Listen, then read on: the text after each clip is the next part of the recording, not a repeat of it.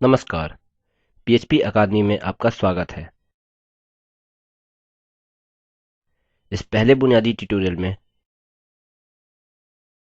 मैं आपको अपने वेब सर्वर में पीएचपी और माइस्क्ल संस्थापित करने के बारे में बताऊंगा, जो कि इस पैकेज में आता है जिसका हम उपयोग करने जा रहे हैं।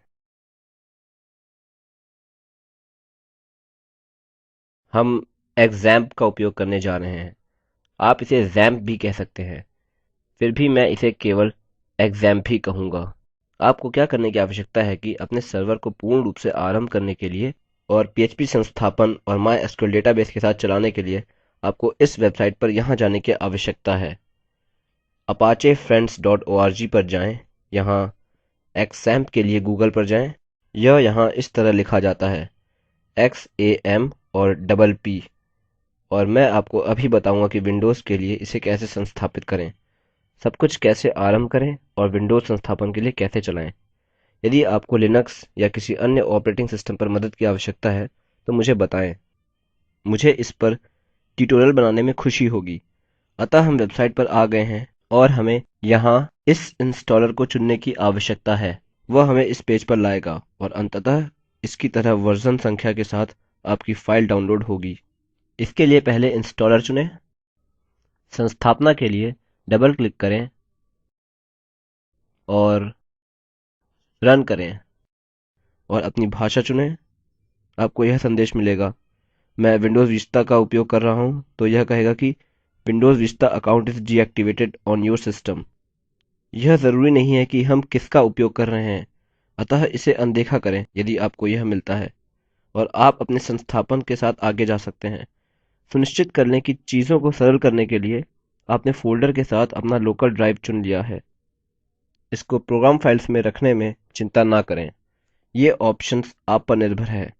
मैं क्रिएट अ एक्ज़ैम्प डेस्कटॉप ऑप्शन को चुनूंगा, लेकिन मैं इसे नहीं चुनूंगा। अब आपको क्या करने की आवश्यकता है कि install Apache as a service और install my as a service चुनें। यह इसे सिस्टम सर्विस के रूप में जोड़ेगा और जब भी आप अपना कंप्यूटर रन करेंगे यह रन होगा। आप इनका चुनाव नहीं भी कर सकते हैं। मैं आसान उपयोग के लिए इनका चुनाव कर रहा हूँ और यह अब इंस्टॉल होने जा रहा है। अब मैं क्या करूँगा कि इसे छोड़ दूँगा। मैं वीडियो को रोक दूँगा और तब वापस आऊँगा जब सब कुछ संस्थापित हो गया हो। फिर मैं आपको आपके पीएचपी संस्थापन की बाकी सेटिंग के बारे में बताऊँगा। कृपया ध्यान दें कि इसके संस्थापना के पहले यदि मेरे यहाँ मेरे पास खाली ब्राउज़र है तो मैं लोकल होस्ट अभिगमन की कोशिश करूँगा। यह लोकल वेब सर्वर होस्ट है। आमतौर पर आपके पास google.com की तरह वेब एड्रेस होते हैं, लेकिन हम इसे लोकल होस्ट संबोधित कर रहे हैं। आप देख सकते हैं कि हमें यहाँ fail to connect error message मिला, लेकिन जब हम एक्ज़ैम्प संस्थापित कर देते हैं हम इस लोकल होस्ट ऑप्शन को फिर से चुनते हैं, हम वास्तव में सीधे अपने वेब सर्वर से कनेक्ट होंगे। एक्ज़ैम्प हमारे लिए अपाचे इंस्टॉल करना आसान करता है, जो कि HTTP वेब सर्वर है, और इसके साथ ही यह PHP मॉड्यूल इंस्टॉल करेगा और फिर सर्वर में MySQL डेटाबेस इंस्टॉल करेगा। अतः जब हम इंस्टॉल करने के बाद इस पर वापस आते हैं हमारा लोकल होस्ट कार्य करना चाहिए। और मैं आपको यह भी बताऊंगा कि अपनी लोकल होस्ट डायरेक्टरी में फाइल्स कैसे रखें। इसे लोकल होस्ट नहीं कहा जाता है, लेकिन इस तरह से हम अपने वेब सर्वर पर अपने रूट फोल्डर को संबोधित करते हैं। अतः जब वह संस्थापन पूर्ण कर देता है मैं वापस वीडियो पर आऊँगा और हम आगे बढ़ सकते हैं। ठीक है, तो हमने संस्थापन पूर्ण कर दिया है और हमारे पास कुछ मैसेजेस हैं जो अभी सामने आएंगे। आगे जाएं और फिनिश पर क्लिक करें। आप यहाँ देख सकते हैं कि हम ज़रूरी पोर्ट्स के लिए क्या जांच रहे हैं। इसका मतलब है कि यह पोर्ट 80 जांच रहा है और मुझे लगता है कि MySQL। फिर भी यदि यहाँ आपको कोई एरर्स नहीं मिलती तो आप बिल्कुल ठीक हैं। आप देख सकते हैं कि आप यहाँ अपाचे 2.2 के साथ स्थापित हो रहे हैं और यह दिखता है कि जैसे कि यदि सर्विस शुरू हो रही है और MySQL सर्विस भी शुरू हो रही है और हमें मैसेज मिलता है, मानिए कि आवर इंस्टॉलेशन इज फिनिश्ड। अब हम एग्जाम कंट्रोल पैनल शुरू कर सकते हैं। आप यस पर क्लिक करें और हम उसे यहाँ पर ला सकते हैं। आप देख सकते हैं कि हमें हमारा अपाचे सर्वर और MySQL सर्वर क्रियाशील मिला है। आपको PHP यहाँ ना दिखने का कारण है क्योंकि PHP हमारे सर्वर का भाग है और अतः अपाचे का भाग यह पृथक मॉड्यूल के रूप में संस्थापित है और सर्विस के रूप में चलाने के लिए नहीं। यह हमारे वेब सर्वर के लिए एक अधिक मॉड्यूल है।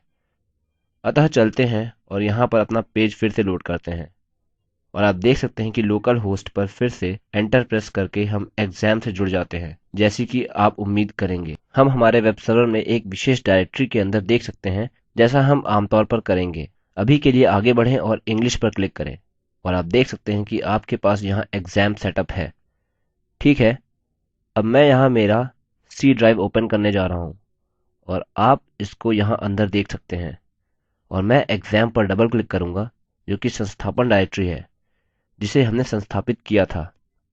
हमें यहाँ कुछ फाइल्स मिली हैं, लेकिन ध्यान केंद्रित करने के लिए मुख्य htdocs हैं। यह वह है जहाँ आप अपनी फाइल्स रखेंगे जो कि आपके वेब सर्वर द्वारा रन होंगी और PHP में संसाधित होंगी। तो यदि आप इस पर डबल क्लिक करते हैं, आप देख सकते हैं कि हमें यहाँ विविध फाइल्स मिलती हैं और यह index.html फाइल है जिसे आप यहाँ देख सकते हैं। अभी के लिए यह index.php है जो यहाँ है और इस फाइल में इंडेक्स डॉट कुछ भी जो कि अपने आप शुरू होती है, आप इसे बदल सकते हैं, लेकिन अभी के लिए इसे छोड़ दें।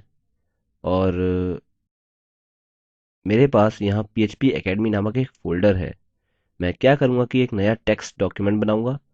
वास्तव में मैं इसे अपने कॉन्टेक्स्ट एडिटर में बनाऊँगा क्योंकि यह काफ़ी आसान है। चलिए इसे हटाते हैं। ठीक है, तो मैं एक नई फाइल बनाऊँगा, मैं उसे सेव करूँगा और यह मेरे htdocs फोल्डर में सेव होता है और मैं इसे केवल php info और .php के रूप में सेव करूँगा और यहाँ अंदर मैं कुछ PHP कोड टाइप करूँगा और यह PHP अंडरस्कोर info होगा और आपको दो कोष्ठकों की ज़रूरत है, फिर आपको लाइन टर्मिनेटर की ज़रूरत होगी। यदि आप इसका मतलब नहीं समझे तो आपको इसको सीखने की ज़रूरत नहीं। यह कोई स्टैंडर्ड चीज़ नहीं जिसे आपको रोज़ के उपयोग के लिए जानने की ज़रूरत हो। यह हमें केवल हमारे PHP सर्वर या हमारे वेब सर्वर PHP संस्थापन की कुछ जानकारी देता है। तो हम इस पर वापस आ सकते हैं और यहाँ हम केवल इस पर ध्यान देंगे। अतः आपको लोकल होस्ट की ज़रूरत है तथा आपको htdocs या ऐसा कुछ टाइप करने की ज़रूरत नहीं है। हमें लोकल होस्ट की ज़रूरत है और टाइप करने की ज़रूरत है। चलिए देखते हैं कि हम अपनी फाइल को क्या कहते हैं। phpinfo.php एंटर प्रेस करें। हमें अंडरस्कोर की ज़रूरत नहीं है, अतः उसे दूर करें और आपको रिफ्रेश करने की ज़रूरत है। आप देख सकते हैं कि बहुत डेटा के साथ हमें हमारी PHP इंफॉर्मेशन फाइल मिल गई। अतः यहाँ क्या हो रहा है कि हम अपनी htdocs फाइल के अंदर PHP स्क्रिप्ट रन कर रहे हैं।